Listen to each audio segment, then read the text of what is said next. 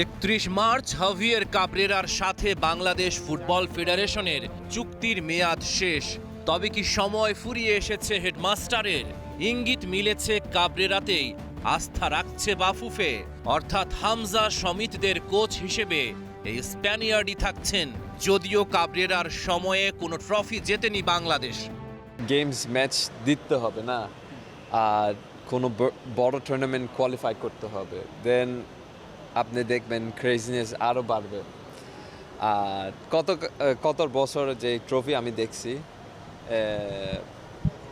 এটা জাস্ট একটা নিজের অপিনিয়ন না।